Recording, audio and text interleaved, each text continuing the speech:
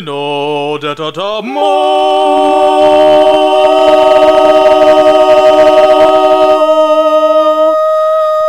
So in case if you're one of those people who only watches the rambles about the things he likes and thus have skipped the last 4 episodes, I'm currently not in the most happiest of places mentally. Don't worry, I'll probably get better eventually, and I won't even use this as an excuse to remind people that I have Patreon and shit, and it would be nice of you to actually support me, you lazy parasites. Trust me, this isn't a reminder. I would have been far more obnoxious about it otherwise. So instead of tackling the new season with the current mood, I've decided to take matters into my own hands and actually choose the animes to watch, and so we're here. SpyXFamily, the other half, and do it yourself. Figured out might as well start from the shit that will make me at least somewhat happy. So, SpyXFamily 2, The Empire Strikes Back is a 12-episode continuation of the comedic Spy thing. In this part, they've acquired a dog that can see into the future, won a tennis competition, and acquired a rival character in a manner extremely typical for these comedy shows. My general opinion towards this show has changed a little, other than I guess I had more fun with this season than the first one, at least at the moments where Anya wasn't the central part of the plot. I still disliked the little gremlin, though I guess it is in part because it portrayed the stupid child's behavior extremely realistically. Oh, and we finally get a look on the main target of this dumb charade, the Nationalist Party leader that has the looks of a person that has truly seen some shit. In case if you're wondering, it's best to treat this as an addition to the show proper, not the second season.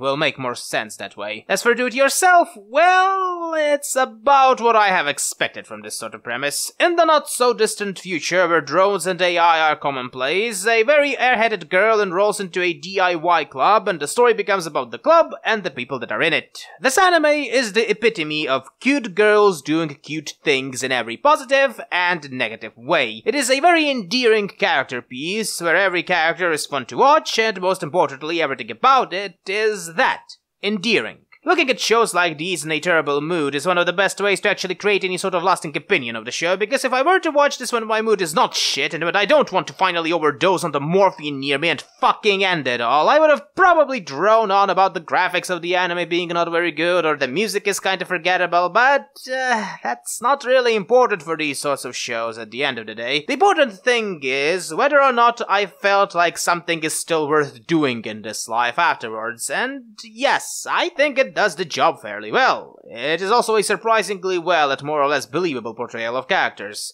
So, instead of ending this in a joke or some end remark, let me tell you this.